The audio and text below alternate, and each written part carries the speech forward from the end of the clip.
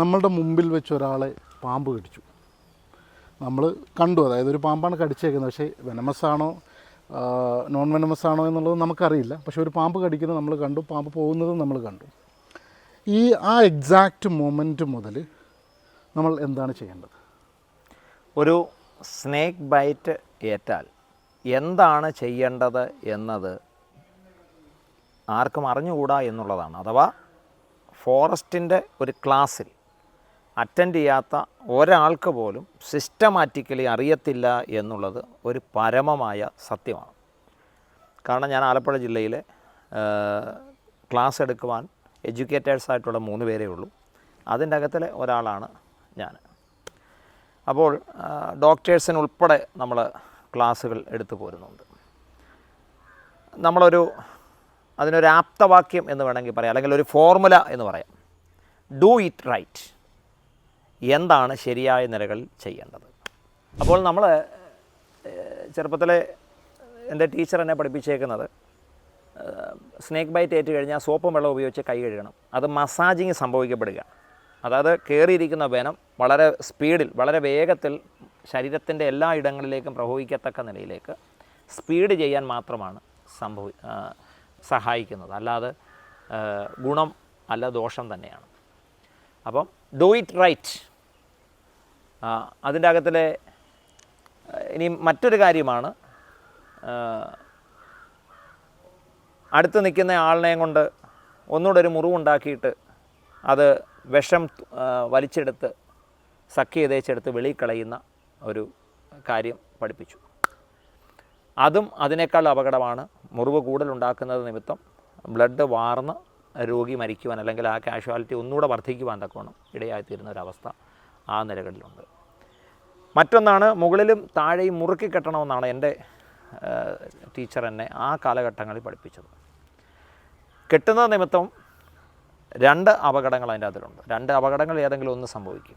ഒന്ന്, ഈ മുറുക്കി കെട്ടുന്ന നിമിത്തം ചിലപ്പോൾ ഈ അവയവം തന്നെ ഒരു 20-25 മിനിറ്റ് മുറുക്കി കെട്ടുന്നത് നിമിത്തം ബ്ലഡ് ഓട്ടം അവിടെ നിലയ്ക്കുകയും ഇവിടുത്തെ സെല്ലുകൾ ഡെത്താകുകയും ചിലപ്പോൾ ഒരുപക്ഷെ ഈ അവയവം തന്നെ മുറിച്ച് മാറ്റേണ്ട സാഹചര്യങ്ങൾ, അല്ലെങ്കിൽ ആംബ്യൂട്ട് ചെയ്യേണ്ടതായ സാഹചര്യങ്ങളുണ്ടാകും.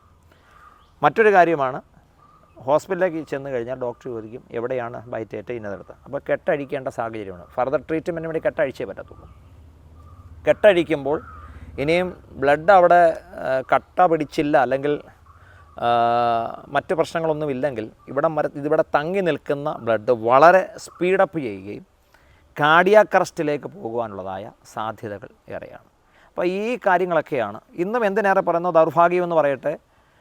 NCC കേഡറ്റ്, എൻ്റെ മകൾ NCC കേഡറ്റാണ്. അവളിപ്പോൾ +2 പഠിക്കുന്നു. എങ്കിൽ പോലും അതിൻ്റെ 256-ാമത്തെ പേജിൽ കൊടുത്തിരിക്കുന്ന കാര്യങ്ങൾ ഇതൊക്കെ തന്നെയാണ്. നിങ്ങൾക്ക് കെട്ടാൻ തുണി കിട്ടുന്നില്ല എന്നുണ്ടെങ്കിൽ ഷൂവിൻ്റെ ലേസ് അഴിച്ചായാലും മുറുക്കി കെട്ടാൻ എന്നാണ് പറയുന്നത്. രോഗിയെ കിടത്തണം എന്നൊക്കെ, അങ്ങനെ ഒത്തിരി അബദ്ധമായ കാര്യങ്ങളാണ്. ഈ കാര്യങ്ങളൊക്കെ തന്നെയാണ് സമൂഹത്തിന് അറിവുള്ള കാര്യങ്ങൾ. ഇതെല്ലാം റോങ് ആണ്. ഇതൊന്നുകൂടെ ആളിനെ ഗുരുതരമായ അവസ്ഥയിലേക്ക് വിടുകയാണ്. പിന്നെ എന്ത് ചെയ്യണം? ഞാൻ ഇടയ്ക്ക് പറഞ്ഞു, നമ്മളൊരു ഫോർമുല ഉപയോഗിച്ചാണ് നമ്മൾ ഇതിനെക്കുറിച്ച് വിശദീകരിക്കുന്നത്. Do it right. റൈറ്റിലെ 6 എടുത്താൽ റീഷർ ദ വിക്ടിം. പാമ്പ് കടി ഏൽക്കുമ്പോൾ ഉണ്ടാകുന്ന ഫീലിംഗ് ഭയം എന്നതിനേക്കാൾ ഉപരി മരണഭയമാണ്. അടുത്ത നിമിഷം ഞാൻ മരിക്കാൻ പോവുകയാണ്. പോസ്റ്റ്മോർട്ടം റിപ്പോർട്ടൊക്കെ വരാൻ തുടങ്ങുന്നതേ ഉള്ളൂ. എങ്കിൽ പോലും വളരെ സ്പഷ്ടമായിട്ട് ഇതിനെക്കുറിച്ച് വളരെ കൃത്യതയോടെ അറിയാവുന്ന ഒരാളെന്നുള്ള നിലയിൽ ഞാൻ വളരെ ഫ്രാങ്കായിട്ട് ഞാൻ പറയാം. കായംകുളത്ത് ഒരു 42 വയസ്സുള്ള ഒരു സഹോദരി ഈ ഭൂമിയിൽ നിന്ന് മാറ്റപ്പെടുവാൻ തക്കവണ്ണം ഇടയായിത്തീർന്നതിൻ്റെ പിൻപിലെ ഘടകം എന്തെന്ന് ചോദിച്ചാൽ കാർഡിയാക് അറസ്റ്റാണ്, അല്ലാതെ സ്നേക്ക് ബൈറ്റ് അല്ല. അതൊരു നിമിത്തം എന്നുള്ളതേ ഉള്ളൂ. അപ്പോൾ ആൾക്കുണ്ടാകുന്ന ഫീലിംഗ് എന്ന് പറയുന്നത് മരണഭയമാണ്. അടുത്ത നിമിഷം മരിക്കും. ഞാൻ പറയുന്നു, ഒരു കാരണവശാലും സ്നേക്ക് ബൈറ്റ് ഏറ്റല്ല ആളുകൾ മരിക്കുന്നത്. ഇതിനെക്കുറിച്ചുള്ള അവബോധം വേണ്ട വിധത്തിലില്ല. ബോധമില്ലാത്തത് കൊണ്ടാണ്, ഇതിനെക്കുറിച്ചുള്ള അറിവില്ലാത്തത് കൊണ്ടാണ് ആളുകൾക്ക് എന്ത് ചെയ്യുന്നത്, മരണം സംഭവിക്കുന്നത്. ഒന്ന്, ആളിനെ സമാശ്വസിപ്പിക്കുക. എങ്ങനെ സമാശ്വസിപ്പിക്കാൻ പറ്റും, സമാധാനിപ്പിക്കാൻ പറ്റും? ആളിനോട് പറയാം, നമുക്കറിയാം വെനമസ് സ്നേക്കാണ് ബൈറ്റ് ചെയ്തിരിക്കുന്നത്. അവരോട് പറയാം ഇത് വെനമസ് സ്നേക്ക് അല്ല, അയ്യോ ഇതൊരു ചേരയാണ്, ഇതൊരു നീർക്കോലിയാണ്, മറ്റെന്തെങ്കിലും പാമ്പുകളുടെ പേര് പറഞ്ഞ് വെച്ച് വെനമസ് അല്ല നോൺ വെനമസ് ആയിട്ടുള്ള പാമ്പുകളുടെ പേര് പറഞ്ഞ് അവരെ പോസിറ്റീവായിട്ട് അവരെ എൻകറേജ് ചെയ്യണം. ഞാനാണെങ്കിൽ പെട്ടെന്ന് എൻ്റെ ഫോൺ എടുത്തേച്ച് സാറേ ഇന്നടത്തോട്ട് കൊണ്ടുവരുവാണ് കേട്ടോ, എൻ്റെ ഒരു ഏറ്റവും അടുത്ത ഒരാളാണ്, ഫലപ്രദമായ ട്രീറ്റ്മെൻറ്റുകളൊക്കെ റെഡിയാക്കണം, സെറ്റ് ചെയ്യണം എന്ന് ജസ്റ്റ് ഫോൺ എടുത്തിട്ട് വിളിക്കുകയല്ല, കോൾ ചെയ്യല്ല, ജസ്റ്റ് ഇതൊക്കെ ആ ആൾക്ക് ഉണ്ടാകുന്ന ഒരു മാനസിക ആ ഒരു വലിയ പ്രതിസന്ധിയുടെ ഘട്ടത്തിൽ ഉണ്ടാകുന്ന പോസിറ്റീവായിട്ടുള്ള കാര്യങ്ങൾ പറഞ്ഞു കഴിഞ്ഞാൽ അവരെ സമാധാനിപ്പിക്കുവാൻ കഴിയുന്ന പോസിറ്റീവായിട്ടുള്ള കാര്യങ്ങൾ ഉപയോഗിക്കുക. റീഷർ ദ വിക്ടിം. അടുത്തത് ഇമ്മൊബിലൈസ് ചെയ്യുക. ആ കടിയേറ്റ ആളെ നിശ്ചലമാക്കുക. ഒരു പ്രവൃത്തിയും ചെയ്യുവാൻ അനുവദിക്കരുത്. ഒരു സ്റ്റെപ്പ് പോലും നടക്കുവാനോ മറ്റെന്തെങ്കിലും പ്രവൃത്തികൾ ചെയ്യുവാനോ അനുവദിക്കരുത്. എവിടെയാണോ കടി കിട്ടിയിരിക്കുന്ന ഭാഗം ആ ഭാഗം പ്രധാനമായി നിശ്ചലമാക്കിക്കൊണ്ട് തന്നെ ആ ആളിനെ കൊണ്ടുപോകാൻ ശ്രമിക്കണം. ഇനിയും ഉദാഹരണം, ഇവിടെ തൊട്ടടുത്ത് ഒരു അച്ചായൻ തെങ്ങിൻ്റെ ചവിട്ടി ചെന്നു, തേങ്ങ പറക്കിക്കൊണ്ടിരിക്കുന്നതിനിടയിൽ ഒരു റസൽസ് വൈപ്പർ ബൈറ്റ് ചെയ്തു. അദ്ദേഹം കണ്ടു ഇതാണ് ബൈറ്റ് ചെയ്തത്. പക്ഷേ അദ്ദേഹത്തിൻ്റെ അറിവിൻ്റെ കൂടുതൽ കൊണ്ടോ കുറവ് കൊണ്ടോ വളരെ ഉള്ള തേങ്ങ ഇവിടെ പറക്കി അവിടുന്ന് വന്ന് ലാസ്റ്റ് അദ്ദേഹം ഡെത്തായി.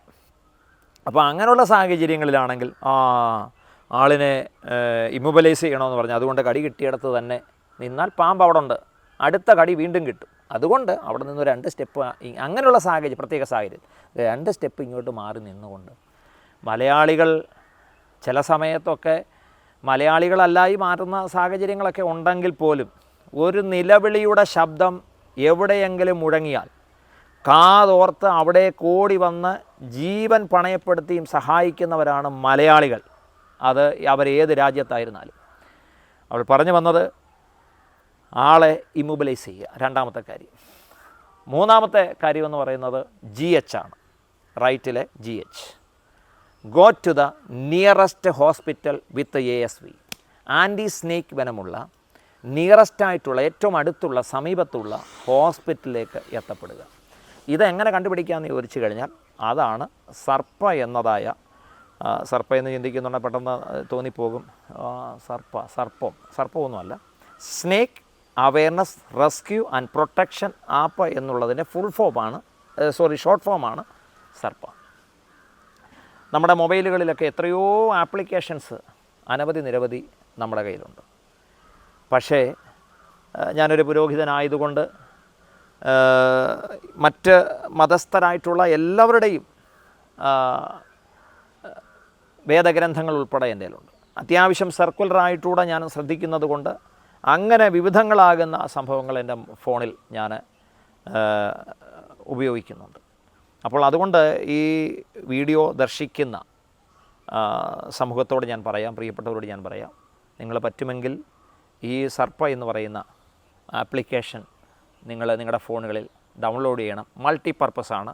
നിങ്ങൾക്കൊരു ഫോട്ടോ എടുത്ത് അതിലേക്ക് ഡൗൺലോഡ് ചെയ്യാനുള്ളതായ സാവകാശമുണ്ട്. ഒരു സ്നേക്കിനെ കണ്ടു, അത് വെനമസ് ആണോ നോൺ വെനമസ് ആണോ എന്ന് അറിയാൻ ഒരു ഫോട്ടോ എടുത്ത് അതിലേക്ക് ലോഡ് ചെയ്ത് കഴിഞ്ഞാൽ കൃത്യമായിട്ട് അറിയാൻ കഴിയും. നിങ്ങൾക്ക് മറുപടി ലഭിക്കും, അത് വെനമസ് ആണോ നോൺ വെനമസ് ആണോ, ആ സ്നേക്ക് എന്താണ് ഏതാണ് അതിൻ്റെ പേരുൾപ്പെടെ അറിയാൻ കഴിയും. മറ്റ് ഒന്നെന്ന് പറയുന്നത് നിയറസ്റ്റ് റെസ്ക്യൂവറെ, എത്ര കിലോമീറ്റർ ഉണ്ട് ആ റെസ്ക്യൂവർ, ചാർലി എന്ന് പറഞ്ഞ റെസ്ക്യൂവർ എൻ്റെ വീടുമായിട്ട് എത്ര ദൂരമുണ്ട്, അദ്ദേഹത്തിൻ്റെ ആരാണ്, പേര്, അയാളുടെ ഫോൺ നമ്പർ. അപ്പോൾ പെട്ടെന്ന് നിയറസ്റ്റ് ആയിട്ടുള്ള ഒരു റെസ്ക്യൂവറെ കണ്ടെത്താൻ സഹായിക്കുന്നു.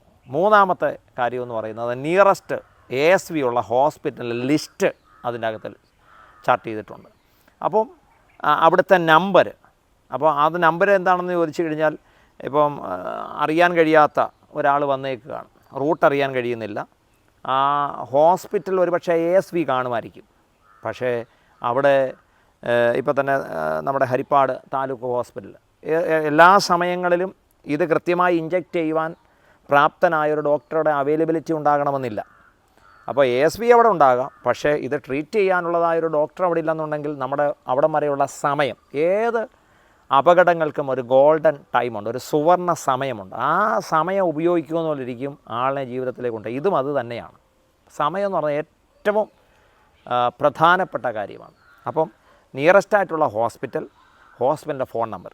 തീർന്നില്ല, അറിയാൻ കഴിയാത്ത ഒരു ബംഗാളിയോ അല്ലെന്നുണ്ടെങ്കിൽ മറ്റു ഇതര സ്റ്റേറ്റിലുള്ള ആരെങ്കിലുമോ വരികയാണ്, അല്ലെങ്കിൽ മറ്റ് ഒരു ജില്ലയിൽ നിന്ന് ഇങ്ങോട്ട് വരികയാണ്. അപ്പോൾ എനിക്കറിയത്തില്ല, വണ്ടാനത്ത് പോകാൻ എനിക്കറിയത്തില്ല, അതിൻ്റെ ഗൂഗിൾ മാപ്പ് ഉൾപ്പെടെ അതിൻ്റെ അകത്തിൽ കൊടുത്തിട്ടുണ്ട്. അങ്ങനെ മൾട്ടിപർപ്പസ് ആയിട്ടുള്ള ഒരു സംഭവമാണ് സർപ്പ എന്ന് പറയുന്നതായ ആപ്ലിക്കേഷൻ. അതുകൊണ്ട് ഞാൻ വീണ്ടും നിങ്ങളോട് ശുപാർശ ചെയ്യുന്നു, ആ ഒരു ആപ്ലിക്കേഷൻ നിങ്ങളുടെ ഫോണിലില്ലെങ്കിൽ ഇന്ന് തന്നെ ആ കാര്യങ്ങൾ ക്രമീകരിക്കുവാൻ സ്നേഹത്തോടെ ഓർമ്മപ്പെടുത്തും. അപ്പം മൂന്നാമത്തെ കാര്യമാണ് go to the nearest hospital with ASV. നാലാമത്തെ കാര്യമാണ് tell the doctor, tell the doctor. അപ്പോൾ റൈറ്റിൻ്റെ മൊത്തമായി RIGHT, ഡോക്ടറോട് എല്ലാ കാര്യങ്ങളും തുറന്നു പറയുക. അങ്ങനെ ഈ 4 കാര്യങ്ങൾ ചെയ്താൽ ഒരു സ്നേക്ക് ബൈറ്റിൽ നിന്ന് നിശ്ചയമായിട്ടും ആ പൂർവാധിക ശക്തിയോടെ, ആരോഗ്യത്തോടെ, സൗഖ്യത്തോടെ തിരികെ വരാൻ കഴിയുമെന്നുള്ളത് 100% ഉറപ്പോടെ ഞാൻ പറയാൻ കഴിയും. ഇതാണ് അതിൻ്റെ ചെയ്യേണ്ട ഏക കാര്യം. അതിന് പ്രത്യേകിച്ച് വേറെ ഒരു ഫസ്റ്റ് എയ്ഡായിട്ട് സ്നേക്ക് ബൈറ്റിന് ഇല്ല തന്നെ.